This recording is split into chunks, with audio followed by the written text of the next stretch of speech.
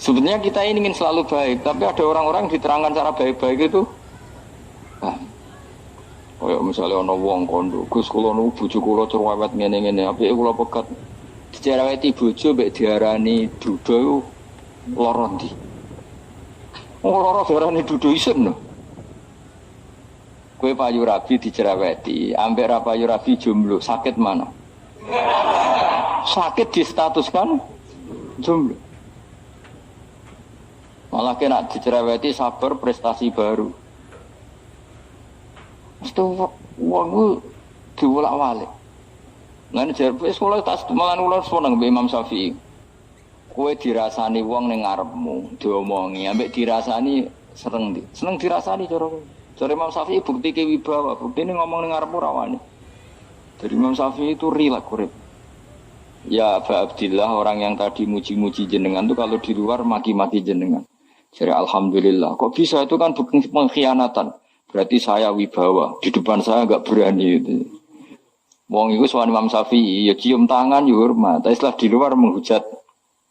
Singkat cerita dilaporkan ke Imam Syafi'i. Orang yang tadi nyium tangannya jenengan itu di luar ngerasani jenengan. Jadi Imam Syafi'i, alhamdulillah berarti aku wibawa, mendengarku rawani. Ya dianggap enteng saja. Terus ada orang misoi Ja'far Shadiq. Sayyid Ja'far Shadiq itu Sayyid putune Nabi, orangnya soleh alim, gurunya Abu Hanifah. Di antaranya gurunya Abu Hanifah itu Sayyid Ja'far Shadiq. Itu kalau dihujat orang diomongin ini, dimaki-maki, sampai ke rumah. Pas mau masuk rumah, kamu masih ingin maki-maki saya? Iya, tak tunggu sampai selesai. Setelah selesai, sudah, sampun, sudah. Masih emosi orang, sudah. Kamu misoi saya berdasar apa yang kamu ketahui. Yang tidak kamu ketahui lebih banyak, maka saya tunggu.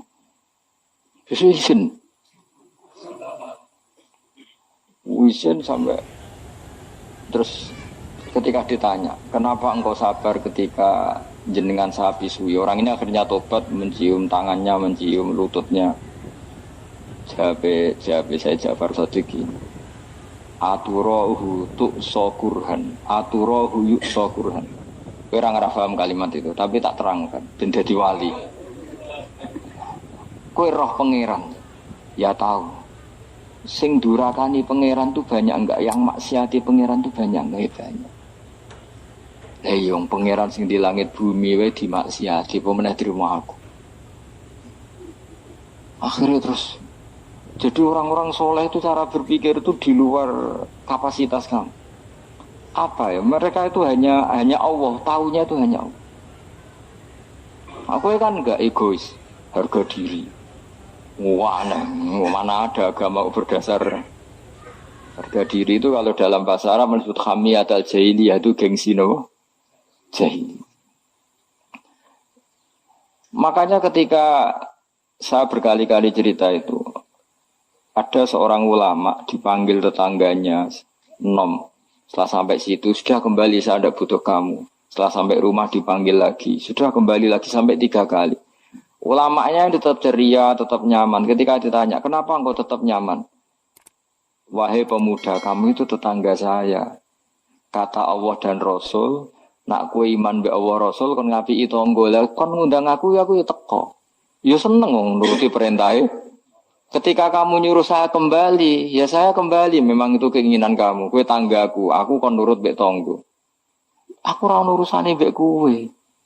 Aku mau nyaman bek perintahnya. Nangis pemuda tadi itu tobat. Kalau kamu kan warga diri, orang kok dipimpong. Ini gak bakat wali blas. Ya. Jadi orang dulu itu nyaman. Karena yes, pikirannya namun Allah Subhanahu wa ta'ala. Umar bin Abdul Aziz itu termasuk khalifah paling soleh setelah periode sahabat. Itu mau kapundhut itu semua antai. Ketika keluarganya menangis, kenapa kamu menangisi saya? Ya karena engkau mau mati. Memangnya kalau mati mau kemana aja? Ila khairi madhubin ilaih, kedat terbaik. Terus aku mbok kon urip awor kowe gak jelas iso ngrumat aku ta ora. Ana Allah malah jelas. Saiki apik ndi urip mbek wong ora jelas sampai sing jelas. Ya wis kabundut. Kowe kan enggak mati ku wedi. Dosane akeh. Lah mungkin nek urip terus ra dosa apa ngene. Mung gaya tok wis. Dosa kula cek kathah Gus kok mati terus. Ya malah apik mati ora dosa meneh. Biasa wae nek apik mati biasa karena potensinya kamu urip suwi ku dosane apa taat meneh. Ya jawab. Potensine. Dosa meneh apa taat meneh? Apa ya dosa ya taat. Terus pas mati pas taat atau pas dosa? Ora usah ngono biasa ya. Ape mati ae matur pangeran Gusti nak saene mati nggih. Mati mawon nak saene urip nggih. Urip mawon Gusti semua anut jenengan wis. Zaman kula urip sing ngrumat nggih jenengan mungkin sampean mati sing ngelola nggih napa? Jenengan pun donya sing ngurusin jenengan. Kan sebenarnya kalau kita berpikir itu kan nyaman. Zaman kamu hidup yang mengendalikan jantung, paru-paru, oksigen juga Allah. Dan kamu enggak tahu caranya, tahu-tahu hidup. Tapi setelah mati dikubur kamu iskal. Lalu sistem pernafasan saya gimana setelah saya mati? Memangnya zaman yang dunia kowe roh. Oh karena ada oksigen. Terus oksigen wujudnya karena apa kowe ya ora roh. Oksigen dari zat gini lah zat iku kok sapa ya ora roh. Mau gaya tok ngomong mau tetep akhir ora roh. Lan kadang kula gawok mbek wong goblok wis ora roh kabeh dari awal mau alam semoga iku gak usah nerang. Nah, artinya gini, kalau zaman di dunia kamu tidak bisa mengelola diri kamu sendiri, juga sama setelah mati tidak bisa mengelola diri kamu sendiri. Semua itu al-amru biyadil, semua itu dalam kekuasaan Allah Subhanahu wa ta'ala. Ya sudah, alaihi tawakkaltu wa ilaihi unib. Ya sudah, kita pasrah saja dan kita hanya kembali kepada Allah Subhanahu wa ta'ala. Ya sudah, itu agama. Ini nak logika pakai akal. Wah, itu orang mati itu sudah nggak bisa apa-apa, sudah jadi tanah gini-gini. Masalah catekar ya ngerti, nek jadi tanah itu tidak bisa apa-apa. Tapi masalahnya kita ini dikendalikan oleh zat yang bisa mengelola semua. Yaitu Nabi Adam diciptakan juga dari tanah. Ya sudah, hanya berdasar riwayat itu yang kita akhirnya meyakini setelah kita mati juga bisa hidup lagi. Iki rasa khawatir, iblis itu juga iblis ya lemah. Nyatane ya kowe tetep ngaji jalalan. Berarti ora sukses menyesatkan. Kodang di kowe iblis. Ya kodang sampean kon ra ngaji tetep ngaji. Dikon paham tetep ora paham. Berarti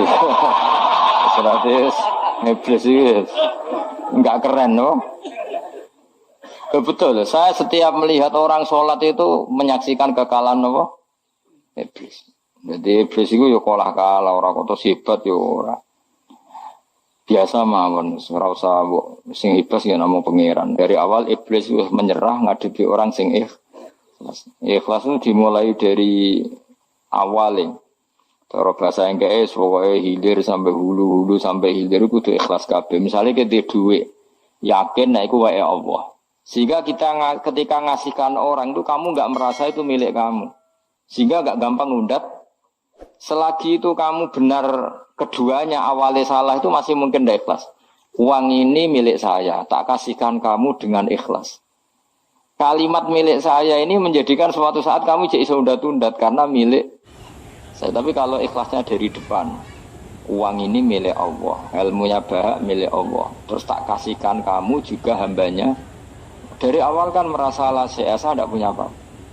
Tapi selagi saya ikhlasnya hanya separuh, ilmu saya tak kasihkan kamu karena Allah, berarti masih potensi enggak ikhlas ya. Jadi kalau ngelatih ikhlas itu harus dua-duanya.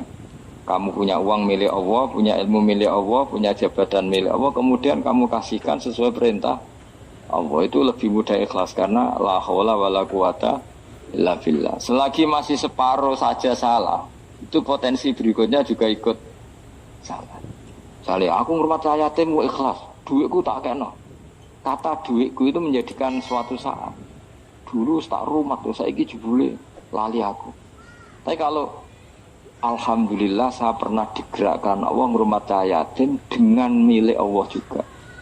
Sehingga kita sekedar pernah melakukan ketaatan ini senang. Enggak penting berikutnya anak yatim ini nanti peduli kita apa enggak, enggak penting.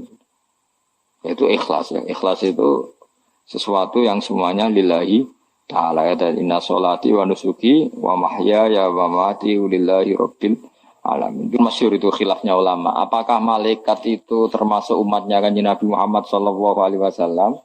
Ada ulama yang mengatakan cara pandang Nabi diutus itu untuk mensolehkan yang tidak soleh atau mensolehkan yang potensi tidak soleh. Kan orang itu ada dua, ada yang memang tidak soleh disolehkan, ada yang potensi tidak soleh. Sebetulnya sudah soleh tapi potensi juga tidak soleh, terus disolehkan. Nah malaikat ini kan tidak berpotensi maksiat sehingga nggak butuh Nabi. Seorang lagi malaikat itu kan nggak mungkin tidak soleh, selalu soleh. Berarti nggak butuh Nabi. Itu cara pikiran Imam Suyuti. Sehingga dia mengatakan Quran itu memperingatkan semuanya kecuali malaikat. Karena malaikat tanpa diperingatkan sudah soleh. Tapi kata ulama yang lain tidak seperti itu. Malaikat tetap senang sebagai umatnya Rasulullah Sallallahu Alaihi Wasallam karena butuh status tasyrif. Tasyrif itu keren.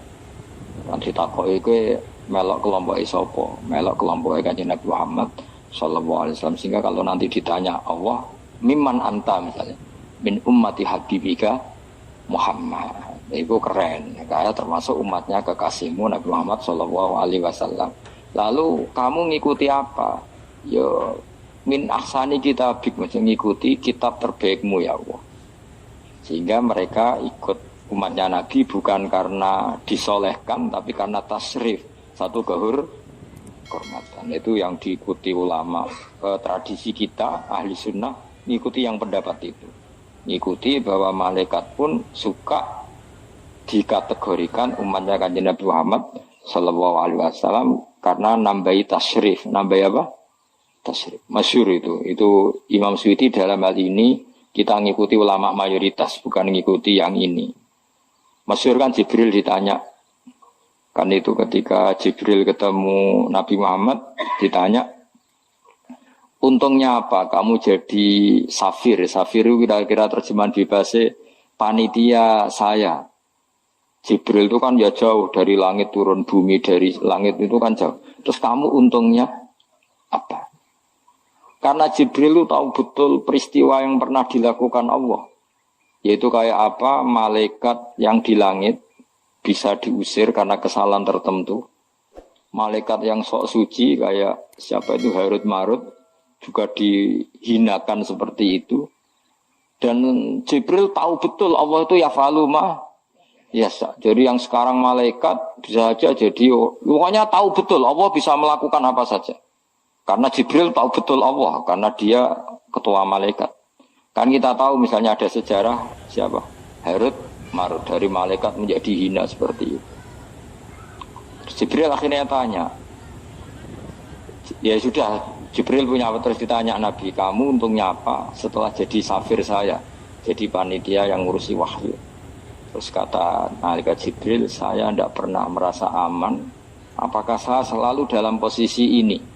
Posisi terhormat kecuali setelah menjadi safir, menjadi pelayan kamu ketika aku distatuskan oleh Allah apa itu innahu laqaulu rasulin karim dzi quwwatin indadil arsy makin muta'in tamma amin. Terus ganti fa amin tu ba'du, baru setelah itu saya merasa aman bahwa posisi saya aman karena Quran itu abadi ila yaumil qiyamah ila mala adalah semuanya Quran itu abadi dan di Quran itu saya distatuskan muta'in sama amin. Berarti saya merasa aman tidak akan dirubah kestatusan saya malaikat semenjak saya jadi safirmu. Intinya Jibril juga mendapat kehormatan karena ngitmai Quran. Paham ya? Makanya kita di sini mengatakan ini pendapat Imam Suyuti, tapi hampir semua ulama berpendapat apa? Malaikat pun ikut mendapat berkahnya Kanjeng Nabi Muhammad Sallallahu Alaihi Wasallam. Jenenge apa? Berkah tasrif, apa berkah apa? Tasrif. Jadi punya status kehormatan. Nah, yang dikatakan Imam Suyuti itu murni logika. Murni logika tadi, yang namanya Quran itu memberi peringatan supaya enggak soleh menjadi soleh, dan malaikat tidak butuh itu karena sudah selalu soleh. Ya, jadi itu logika saja. Tapi kita berkeyakinan malaikat pun butuh, tapi untuk kehormatan.